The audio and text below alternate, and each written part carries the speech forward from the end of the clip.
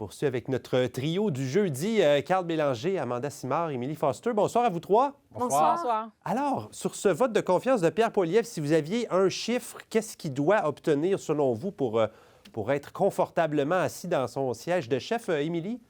80 minimum. Oui.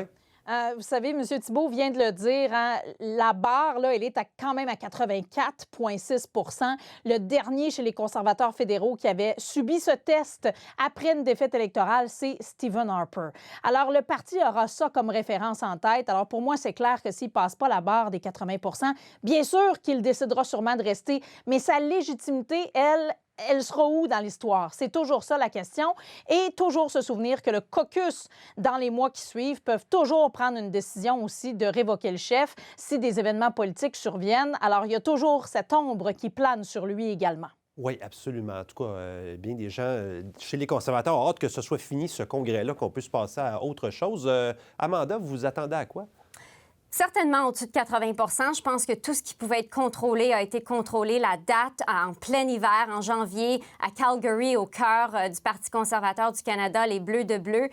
Et n'oublions pas que la plupart du caucus et les candidats, les organisations locales, c'est des gens de M. Poilievre. On a suivi ce qui s'est passé avec les investitures. Il y avait beaucoup de grogne, mais c'est M. Poilievre qui a choisi la plupart des candidats. Donc, les membres de ces régions-là sont probablement des délégués là. Alors, ce serait très, très surprenant. Et il n'y a pas de mouvement, à moins que ce soit secret, contre lui. Donc, on pourrait même voir dans les 90, peut-être. OK, oui, c'est ça. On a entendu hier certains militants, mais effectivement, qui étaient plus au Québec ou en Ontario, se questionner un peu. Mais est-ce que ces gens-là, vraiment, comme le disait Daniel, vont s'être déplacés à Calgary pour voter? C'est pas certain. Effectivement. Carl, vous avez vécu ce genre de congrès-là dans les coulisses. Là, comment ça s'organise? Qu'est-ce que vous pensez qui va arriver? Bien, comment ça s'organise? Ça dépend. Ça dépend s'il y a vraiment de la grogne ou pas. Mais habituellement, si l'équipe du chef est nerveuse, on fait même du pointage de délégués pour voir où est-ce qu'on s'en va.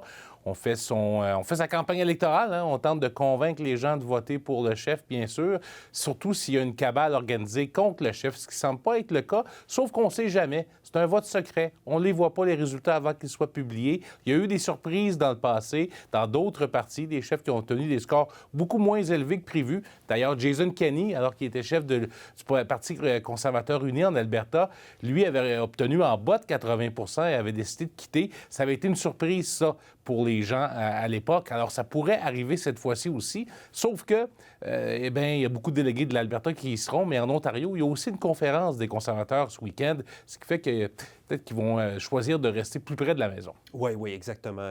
Tout ça dans le contexte où il y a de nouveaux sondages qui sortent. Ça va certainement alimenter les discussions dans les semaines à venir. Je vais vous montrer un sondage léger publié cette semaine après le fameux discours à Davos de Mark Carney qui a semblé plaire à beaucoup de Canadiens.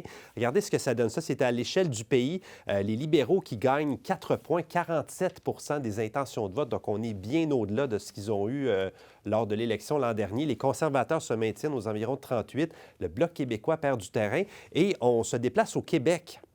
Vous allez voir, plus 7 pour les libéraux, moins 12 pour le Bloc québécois qui est pratiquement nez à nez avec les conservateurs. Votre lecture de ces chiffres-là, Émilie, si vous êtes Mark Carney ou si vous êtes Yves-François Blanchet, qu'est-ce que vous en retirez?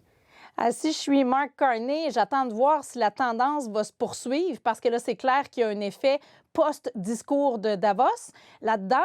J'attends de voir si cette tendance va se poursuivre et potentiellement, je pense à des scénarios d'élections hâtives au printemps qui pourraient se justifier en se disant, bien écoutez, face aux États-Unis, on a besoin de leadership fort, j'ai besoin d'avoir un mandat avec les mains libres et non pas les mains attachées, j'ai besoin d'un Parlement majoritaire. Souvenez-vous, Jean Charest, en 2008, en pleine crise financière au Québec, avait fait ça. Il était en gouvernement minoritaire depuis un peu plus d'1 an et il avait décidé d'amener les Québécois aux urnes et il avait gagné son pari à l'époque. Il était devenu majoritaire par la suite en situation de crise. Alors, pourquoi pas? Peut-être que M. Carney regardera de ce côté-là. Et si j'étais le chef du Bloc québécois, je ne regarderais pas ça avec optimisme. Là, je regarderais comment je peux davantage collaborer avec le gouvernement au lieu de toujours attaquer. Peut-être, ce serait peut-être une piste. OK. Amanda, bon, sur ce scénario d'élection hâtive, y croyez-vous? Pensez-vous que les libéraux, ça les démange à voir les chiffres qu'on vient de montrer? C'est certain que ça doit être tentant, mais je pense qu'on devrait attendre de voir s'il y a peut-être d'autres députés, 2 autres, qui vont changer de parti. Peut-être que ça va les convaincre, certains qui pourraient perdre leur siège, qui sont peut-être plus au centre. Mais je pense que c'est quand même assez risqué. Le premier ministre, M. Carney, peut toujours dire le Parlement, les travaux sont paralysés, ça ne fonctionne pas. On doit avoir une majorité pour la stabilité, pour affronter, pour survivre à toute cette turbulence-là et gérer la situation avec M. Trump. Mais il faut faire attention parce que je pense que c'est la raison pourquoi M. Poilievre a envoyé une lettre récemment à M. Carney pour dire, il l'a rendu public, que je veux travailler ensemble, un peu lui tendre la main pour pouvoir contrer cet argument-là de dire le Parlement ne fonctionne pas parce que M. Poilievre va pouvoir dire, ben non, j'ai essayé de travailler avec toi. Donc, on voit que les conservateurs ont peut-être peur de ça, certainement. Tente d'empêcher ce déclenchement d'élection un peu plus tôt que prévu, Carl? Oui, c'est un scénario qui circule, bien sûr. Il faudra voir. Le résultat pourrait, de demain pourrait jouer dans la décision de Mark Carney. Si on a un parti conservateur amoché, un chef qui s'accroche, les jeux de coulisses, etc. Enfin, bref, ça pourrait changer la donne rapidement. Et c'est ce qui arrive. Hein? Les sondages peuvent changer également rapidement. Et la chose qu'on sait en politique, c'est quand on a le pouvoir puis qu'on décide de le mettre en jeu, on ne sait jamais ce que les électeurs vont faire. Et donc, c'est un pari qu'il pourrait prendre, mais c'est un pari risqué parce que présentement, il a le pouvoir et somme toute les coups des franches là, au Parlement. Il n'y a personne qui a même pas assez proche de faire tomber son gouvernement. On s'est rangé derrière son budget. On a fait adopter son discours du trône. Bref, il est capable de gouverner sans trop de problèmes. Oui, c'est ça. M. Carney, d'ailleurs, qui a dit récemment, non, il n'y aura pas d'élection au printemps, mais... Vous l'avez dit, ça peut changer vite, comme les chiffres changent très, très vite. Bon, au retour, on va parler de séparatisme, la possibilité d'avoir un gouvernement séparatiste au Québec, ce mouvement d'indépendance en Alberta aussi qui a beaucoup fait jaser toute la semaine. On se retrouve dans 3 minutes.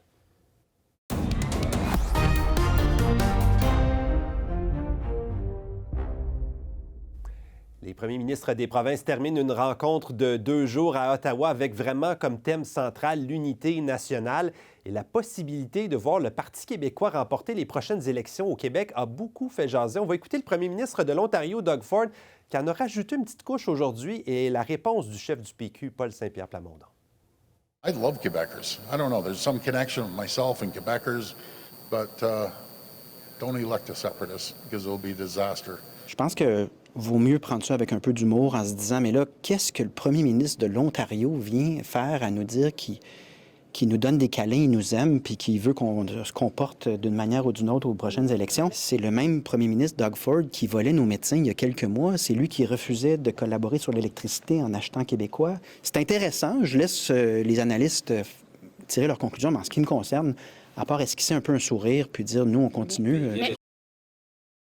On est chanceux, on en a des analystes, nous, pour tirer des conclusions. Carl, c'est bon, c'est pas bon, ça, pour le mouvement souverainiste, ce genre de tiraillement? Bien, ça me porte l'attention sur Paul Saint-Pierre Plamondon. Le problème pour lui, c'est que les Québécois ne sont pas très friands de souveraineté. Mais ça, il la joue, cette carte-là, en sachant ça très bien.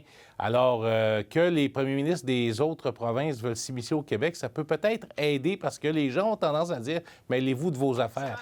Et ça vient à la suite, bien sûr, du discours maladroit de Mark Carney à Québec la semaine dernière où il parlait des plaines d'Abraham puis de la collaboration avec les Britanniques puis tout ça.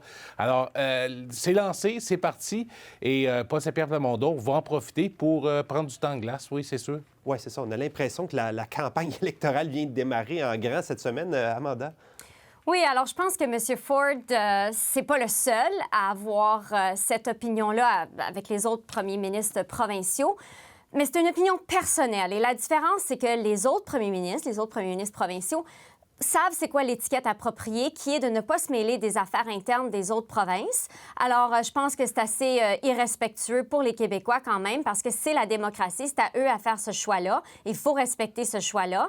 Donc, je pense que c'est quand même pas bien vu et il faut quand même se garder une petite gêne là, et laisser les choses vraiment se dérouler avec la démocratie. Mais il y a quand même, bon, M. Kinou du Manitoba, M. Houston de la Nouvelle-Écosse, qu'on a entendu peut-être pas aussi tranché que M. Ford, mais... Mais Wab Kinou a bien oui. dit, j'ai aimé ce qu'il a dit. Oui, c'est ça, disant que, bon, c'est ça, on aime mieux avoir le Québec à l'intérieur du Canada. Oui. On est tous une équipe un peu plus forte avec eux. Émilie, vous avez vu ça comment, cette joute verbale cette semaine? Je pense que c'était inapproprié de la part de Doug Ford. Ce qui se passe au Québec, c'est des affaires du Québec et le Québec élira le gouvernement qu'il veut bien élire, naturellement, comme nation. Maintenant, j'ai l'impression qu'il dessert sa cause au Québec lorsqu'il parle comme ça parce que ça choque même les fédéralistes des propos comme ceux-là. Alors, imaginez ceux qui peuvent être indécis par rapport à la cause souverainiste. Les fédéralistes, ça les choque. Les gens ont tendance à dire, écoutez, qui se mêle de ces affaires. T'sais. Donc, à la toute fin, je ne suis pas sûre qu'il sert réellement sa cause au Québec, mais peut-être que le premier public de ces déclarations, c'était l'Ontario. Peut-être qu'il veut continuer de se poser en capitaine Canada, veut montrer aux Ontariens qu'il veut la nation canadienne unie. Peut-être qu'il y a de ça là-dedans. Il se prend encore un peu pour capitaine Canada et capitaine Ontario, mais bref, c'était inapproprié, je pense. Ce que le Québec décide comme gouvernement, c'est un choix qui appartient au Québec seulement. OK. Puis le choix de l'indépendance ou pas, les Albertains l'auront peut-être aussi plus tard cette année. On a parlé plus tôt cette semaine de ces milliers de personnes qui vont signer une pétition. Si on obtient 178 000 signatures, il y aura un référendum sur l'indépendance en Alberta. Petit tour de table là-dessus. Est-ce qu'on doit, Carl, se préoccuper de ce mouvement-là, selon vous? Si on ne s'en préoccupe pas, eux autres vont faire leur affaire tout seuls, puis ils vont peut-être réussir à marquer des points.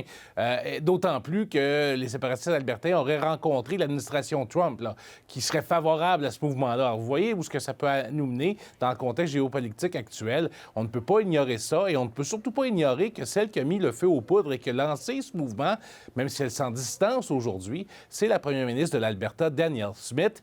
Et on est rendu au point là, où le premier ministre de la Colombie-Britannique a parlé de ça, justement, dans le même Conseil de la Fédération, puis il a qualifié ces séparatistes albertains de traîtres. C'est là où on est rendu. C'est un épithète qu'on accolait aux séparatistes québécois à l'époque. Oui, c'est ça. Là, on sent que ces deux batailles-là dans deux provinces en ce moment. Amanda? Oui, alors on ne peut pas sous-estimer les petits mouvements parce qu'ils peuvent grandir quand même assez vite. Je pense que c'est là, ça a devenu un peu plus sérieux lorsqu'il y a eu des rencontres, justement, comme Carl disait. Je pense que là, il faut prendre ça au sérieux et commencer à regarder comment est-ce qu'on peut travailler avec l'Alberta pour apaiser cette grogne-là. Oui, on avait senti justement sur ce point-là, Émilie, que ça allait mieux entre le fédéral et l'Alberta, mais il y a ces citoyens-là quand même qui se sentent ignorés par le fédéral et qui sont quand même assez nombreux. Absolument. Et ils sont surtout très organisés. Ça faisait la file cette semaine là, pour les fameuses 178 000 signatures. Ils sont très organisés et ils ont confiance de recueillir ce nombre de signatures d'ici le 2 mai. Alors non, on ne peut pas ignorer ces mouvements-là. Vous savez, toute idée politique naît par un mouvement qui, par la suite, s'organise et eux semblent déjà assez loin sur l'échelle de l'organisation. Imaginez-vous s'ils ont ces signatures et qu'il y a bel et bien une question référendaire soumise aux Albertains. Alors imaginez, ce serait avant le Québec, ce serait quand même fort en sens et en image qu'il y ait un référendum en Alberta, même s'il est perdu, là, probablement. Les sondages le montrent, la majorité des Ontariens ne sont pas de ce côté-là, du côté de l'indépendance, mais quand même, ce mouvement-là, il naît, il grandit, il s'organise, alors on ne peut pas l'ignorer, en effet. Oui, c'est ça, parce que vous l'avez bien dit, les signatures, c'est pour organiser ce référendum, et ça ne garantit pas, évidemment, que les Albertains au grand complet vont dire oui, mais c'est un des dossiers, en tout cas, qu'on va surveiller de très, très près en 2026. Carl Bélanger, Amanda Simard, Émilie Foster, un plaisir de vous avoir tous les jeudis. Merci beaucoup. Au revoir. Merci.